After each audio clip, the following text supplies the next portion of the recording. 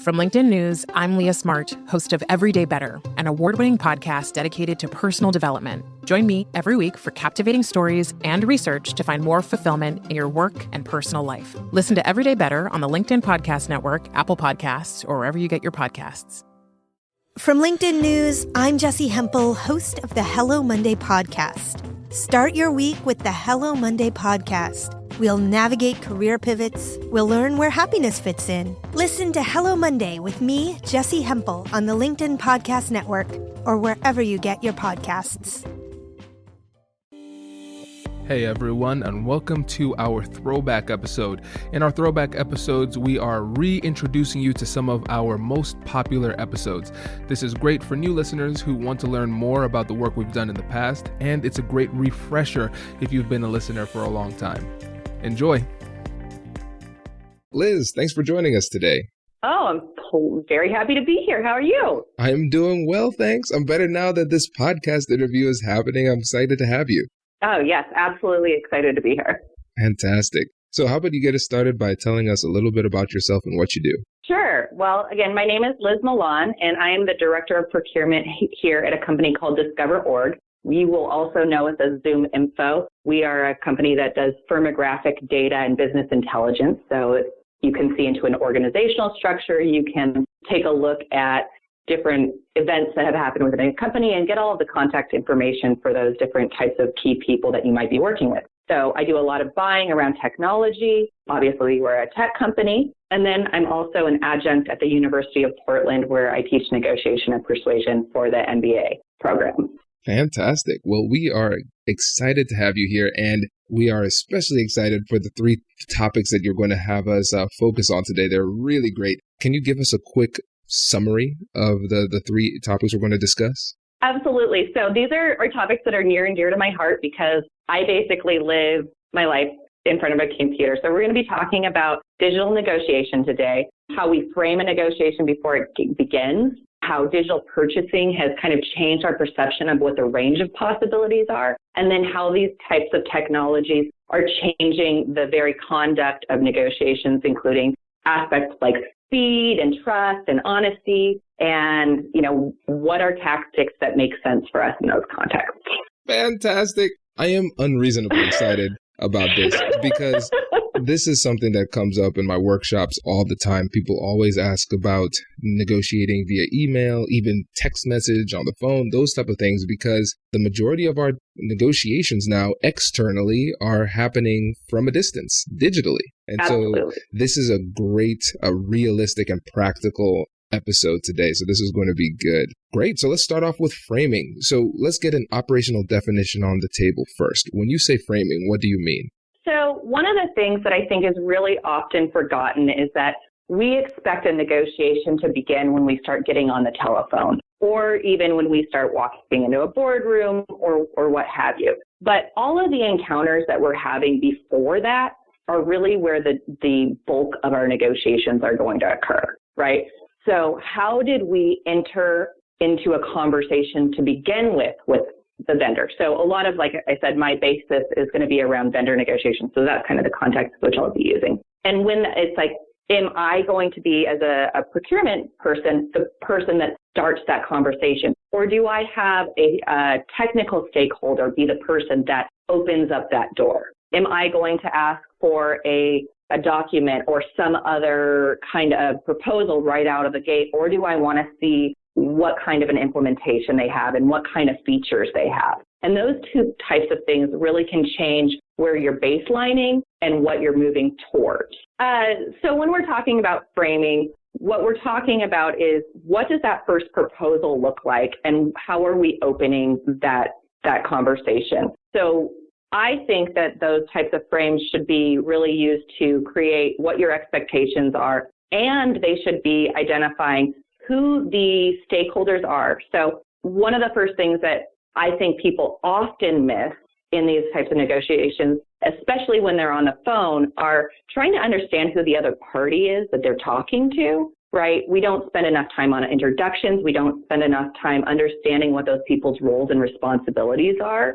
And I think that trying to even understand who you're talking to can be something that is often missed. That's really interesting. So when we are at the beginning of the conversation and we're trying to understand the other side, who they are and what their impact and role will be in this negotiation, what are some things that we want to focus on? So I want to know who has decision-making power within the organization that I'm working with. I want to know also what is the process if I'm going to ask for something that's outside of the norm to actually get that product or that change modified, right? So I might literally ask, if I need a price change, are you the person that can do that, or is there somebody else that you would work with within your organization to achieve that? Now, right. If you ask that question, a lot of times people try to withhold that information, especially if they're not the person. Nobody likes to admit that they don't have that type of power. So if they are a little bit vague with their response, how hard do you push? What type of things would you say? I might just say, tell me a little bit more. Maybe that's not the right question, but could you just tell me about what the process is? Do you need to include a technical stakeholder, or do you need to include a VP? Do you have a range that you typically work with? But if you're working with an organization like ours that has, extreme growth, is that something that is considered? And I feel like most people, they want to, especially in these early stages, build relationships, but they don't want to put up a bunch of blockers. And especially when you take the time to say, who are you? What do you do? Tell me about your family. When I walk into a room and it's a face-to-face negotiation, I probably know 5 things about that person immediately. When I'm on the phone or online, I don't. And so I'm missing these, facial expressions. I'm missing body language, speed, kind of inflection, all of those key indicators to maybe how somebody's just feeling today. And those are extremely powerful in building a relationship and also just moving a conversation forward. So bringing back those kinds of items to who is the person I'm actually dealing with? What kind of pressures are they under? Did they have breakfast today? Are they hungry? What, seems kind of simple, but it does pay dividends over the course of the relationship. Absolutely. And I remember reading one of these great courses, negotiation books. I forget the name of the person who authored that one in particular, but one of the things he said was in his research, he found a study where one group of people were negotiating, and they were instructed to try to build rapport at the beginning of the negotiation. And the other group of people were just instructed to get down to business and try to negotiate. Not surprisingly, the people who tried to build rapport at the beginning were more successful. They had more favorable outcomes. And so even though it might seem superfluous or it might seem a little bit forced in the digital space, it does have an impact if you're negotiating via email to take the time to build rapport. And I'm not sure if I said it explicitly, but these were email negotiations in the study. Yeah. Right. And I think that this would kind of hop in around a little bit about what some of our key topics are, but none of these techniques should be used, or none of these technologies should be exclusive to one another, right? They should be an entry point to another conversation, or they should be a tool to communicate most effectively. But one of the things that I found really interesting, so in my class, I've had all of our students run digital simulations, right? So they go through a course and they are given 2 different unequal kind of roles to play. And they're asked to do some of them face-to-face, and then they're asked to do the others completely online or with one phone call. And people going into it expect that because they spend so much time on email that it's going to be faster, that it's going to be something that is easier for them because they can say no more effectively. What we find is that they're actually less likely, and we consider this part of the compliance effect, right? So if you ask somebody to do something, will they actually do it? We find that if you ask somebody over email versus in person or even on the phone, that it's significantly less likely to be successful. And we're talking at a rate of 34-1. Oh, wow. Oh, yeah, wow.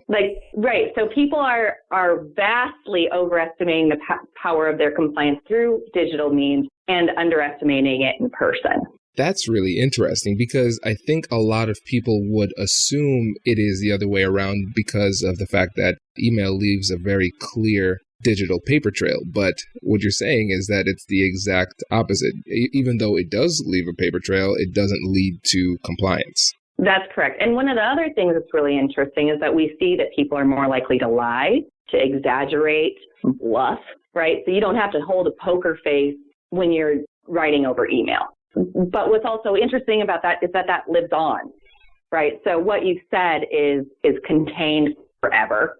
Right. And that's kind of challenging when you've dug in this hard line as this unreasonable person trying to intimidate. And that's not really what you're trying to achieve with a long-lasting relationship.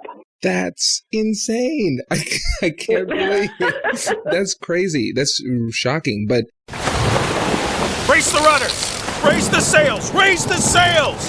Captain, an unidentified ship is approaching. Over. Roger. Wait, is that an enterprise sales solution? Reach sales professionals, not professional sailors. With LinkedIn ads, you can target the right people by industry, job title, and more. We'll even give you a $100 credit on your next campaign. Get started today at linkedin.com/marketer. Terms and conditions apply.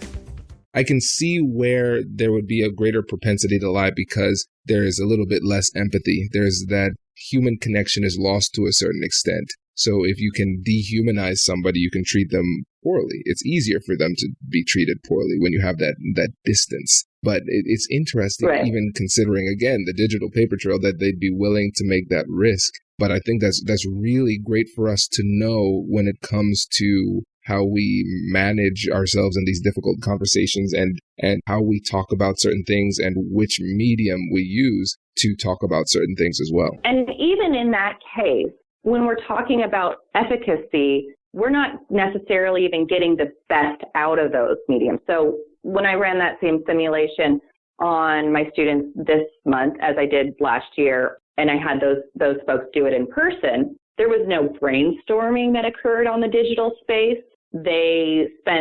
Some of the students ended up spending like 3 or 4 hours going back and forth, just, typing out responses. Whereas if they were in a face-to-face encounter, that would have been an hour, right? And so is that even actually saving us time is a real question. Wow. Okay. And so now this is going to be difficult for you to answer in just a general sense, but we'll see. We'll see if this works. When it comes to email versus phone call, let's assume that the person is in a location where we can't meet them face to face. It's not practical. So email, phone call, text message. Let's throw that one in there too. What conversations would you have via email? What would you do via text? And what would you do via phone call? So just even stepping back a little bit, I would probably, for the most part, work to make sure that I'm replicating the tools that we have in a face-to-face encounter as much as possible. So the best is going to be something like a video conference if you're using it well, right? But things that I think are really effective in email are if we want to track back to specific proposals, if we want to itemize items that could get lost, like a specific user count, a dollar value, right? Things that are not as effective are maybe an implementation plan, how we're going to move forward together, what our joint marketing is going to look like, right?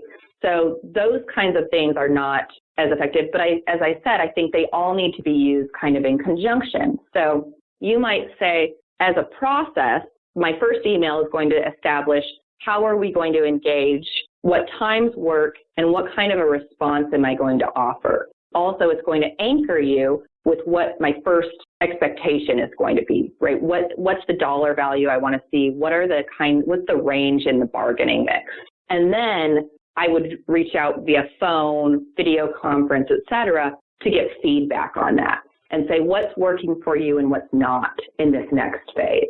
That is brilliant. So essentially what we're doing is we're using the email to set up and frame the conversation, but not to actually have the substantive conversation. Right. And I mean, we may have back and forth on it, but we want to humanize it as much as possible. And even when we're doing that, some of the things we want to really achieve, it's like we want, when we're talking, I guess, about like using a video conference, we want to look prepared.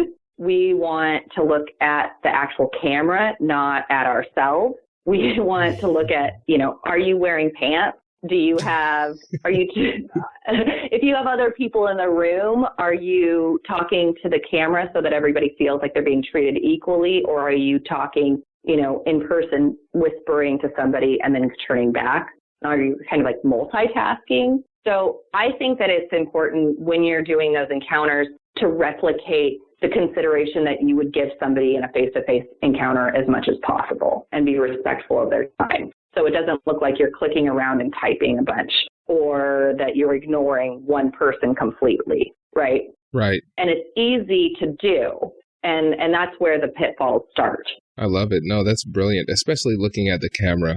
That's something that's easy to mistake to make, I should say. Because I know even for me, I do video calls all the time. Sometimes in my mind, I try to think of them like a person who's physically in front of me. So I look into their eyes, but then that's not where the camera is. So it looks like I'm off to the left or something like that.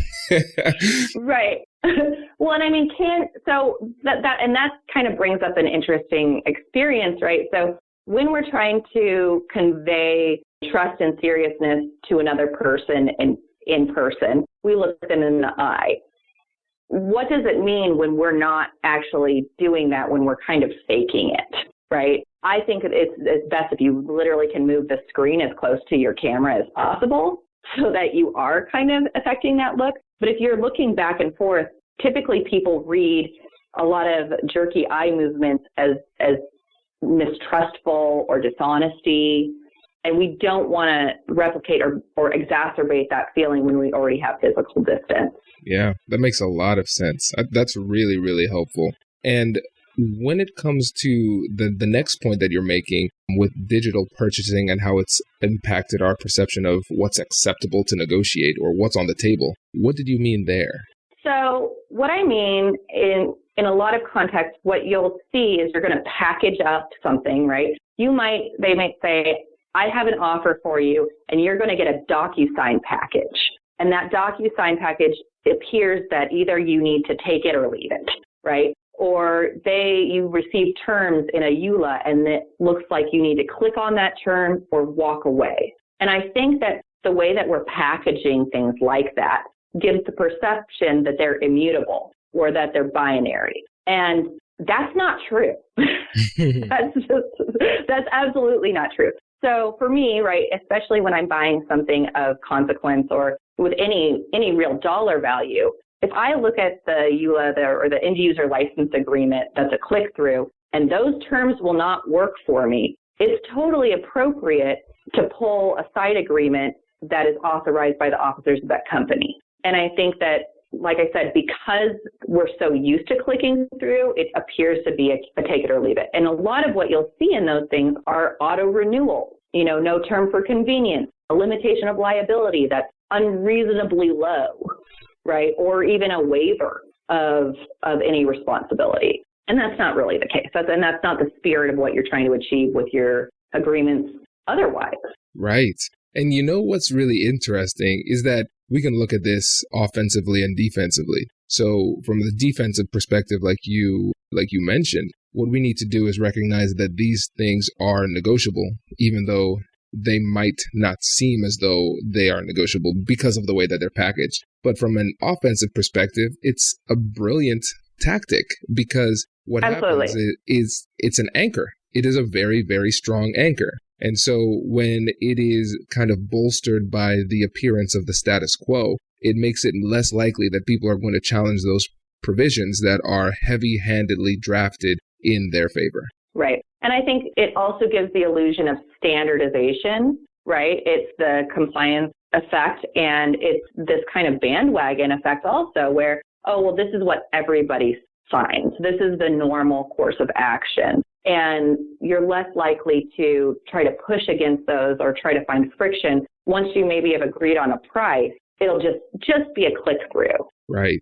I don't think that that's usually very advantageous. So for somebody who is faced with that, how would you start the conversation when you're saying, hey, these standard terms, I'm using air quotes as I say standard terms that you provided me with in this DocuSign, they don't work for me. What would be the first step in having those negotiations? Right. So I would actually go back to the first topic that we had, which is framing that interaction. So when I ask for a proposal, I don't want just what your costs are. I'd ask for them to provide me any and all documents that I would be required to adhere to.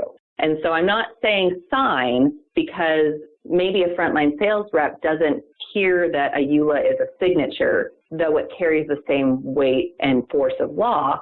I want to know, inclusive of your privacy agreements, your click-throughs, any of those types of things, what is included that I need to be reviewing so I can get a whole picture of the deal. I like that. No, that's a really great way to start. And then that essentially lets them know exactly what's going to happen next, right? Because the only reason that you would ask for that is if it's going to be reviewed to some level.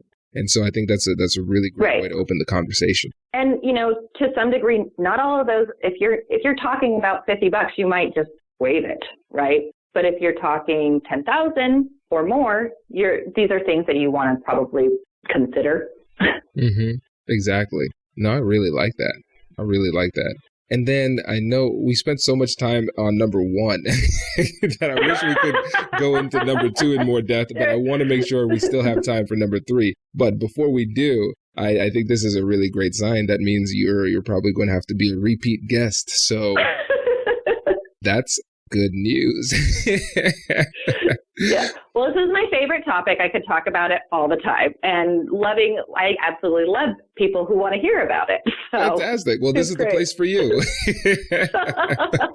Perfect. Okay, so number 3. How has the use of technologies changed how we conduct negotiations, including expectations related to speed and honesty? And we started to talk about this a lot in number 1, but I really want to get deeper into the honesty side, because whenever I talk about getting information from the other side in my workshops, inevitably somebody asks, what about dishonesty? What if I'm getting information, but it's not true information? So in these conversations digitally, what can we do to try to vet the information that we're getting? Well, I was going to say, the first thing that I try to take inventory of is the information that I'm actually putting out. So does my email sound angry? Does it sound more forceful or disconnected than what I would normally sound like if I was speaking? And so for me, I want to start with reading those back to myself, both in my normal voice, like, oh, dear so-and-so, hope you're having a nice day. And then, go into those next spaces. And then I also want to do it with my really nasty, snotty voice, right? That's like, hey, how are you? This kind of because we are going to assume, number 1, that anything that's received is probably going to be read in the worst version of ourselves. So even one thing, when we're detecting dishonesty, we're going to assume it more likely when we're encountering a digital space. I would ask that if you're when you're getting these types of things in writing, people discussing their state of being needs to be a timeout opportunity. If somebody's saying, I'm very angry, I'm very frustrated, I want to see these kinds of modifications to our price, yada, yada, yada, right? I would say, great, I hear what you're saying. I want to take a timeout and step back because you're expressing a lot of frustration, and I want to make sure that we've addressed that before we move on to anything else. I think, it's like an opportunity for a ceasefire, but I would mirror that back to them and say, I'm receiving a lot of what appears to be conflicting information, or I'm receiving what seems to be extremely what I consider exaggerated or hyperbolic. But I think that this is an opportunity for us to level set and maybe start fresh, because you're going to get people who are fairly meek or fairly quiet, but respond when they're doing an email like, this is a final notice. This is my absolute, I am livid kind of stuff that they would never actually approach. That's really interesting. It especially from a personality perspective, how the personality manifests itself differently in person versus on the phone versus in email, because I've noticed that sometimes too. So what are some things that people can do when it comes to that transition? And when I say transition, I mean, if you are having an email exchange and then you have to move into a phone call, how would you frame the phone call if you decide it's best to kind of clear the air over the phone? How would you frame that email leading into the phone call? Right. I would say, here's what I'm detecting, and here's the items that I think that we need to discuss on our call. So I would give a very clear agenda for what's on the table to negotiate. And I also would ask them to come to the table to brainstorm with me on a phone call what kinds of solutions we could achieve, right? Because I want them I want to either know if they are a bad faith negotiator, right? And if they say, are going to reject my, inroads to try to come to a solution, there may not be a deal there. And so you don't want to bury a lot of hours in something that's not going to come to fruition. That makes sense. And I really like the way that you framed it too, because you're in the email leading into that conversation, you are framing it as a brainstorming session and working with the other side. And so that helps them to think about it in a more collaborative way, because you don't typically brainstorm with enemies, right? Right. And you don't brainstorm on email because it looks like those are agreements. That makes a lot of sense. Yeah, that makes a lot of sense. So it's clearer when it's a brainstorming session to do it in person. Or on the phone. Right. Right. And if you always start with, look, I'm not making any commitments here. I'm trying to see what kind of a package, right? We know that we need to have puts and takes to get to an agreement. What could some of those items be? Right. Where can we flex, right? Because there's still, when somebody's looking maybe at their catalog, that's really myopic for what I can give and take, right? But that doesn't talk about the shape of money, the speed of money, different risk parameters that somebody might be concerned about, scalability in the future, additional services, all of those kinds of elements that are of relevance for the relationship. Gotcha. Yeah, that makes a lot of sense. This is great. And this is a lot of restraint on my side because I want to keep asking questions, but we have to be respectful of the time of the listeners. But Sure. Before you go, can you tell the listeners what type of exciting projects you're working on and how they can get in touch with you? Again, so I work for a company called Discover.org. We are expanding rapidly into the market, but we can offer lots and lots of different firmographic tools that allow your sales teams, your recruiting teams to be better and able to have the right type of data that they know or they need for sales intelligence right away. On the other side, I am, the University of Portland is absolutely accepting new students, and we love ambitious MBA students that are looking to be leaders in our community and, kind of grow the business for our region and the country, et cetera. Fantastic. Perfect. Well, Liz, thank you again for coming on the show. We really appreciate it. Oh, it's my pleasure, as always, and I look forward to seeing you when you come to Portland. Absolutely. I'm excited to be there. That's going to be fun. Yeah. Congratulations! You've just joined an elite club. By listening to a full episode, you're now officially on the Negotiate Anything team. So welcome aboard. What most team members do is they subscribe to the podcast because that allows them to automatically get the latest episodes of the show. The best things in life lie on the other side of difficult conversations. Keep learning, keep practicing, and keep getting better. Your relationships will improve, your career will soar, and you'll have the confidence you need to get the most out of these crucial conversations. Again, thank you for joining the team. We're excited to have you, and I will see you in the next episode.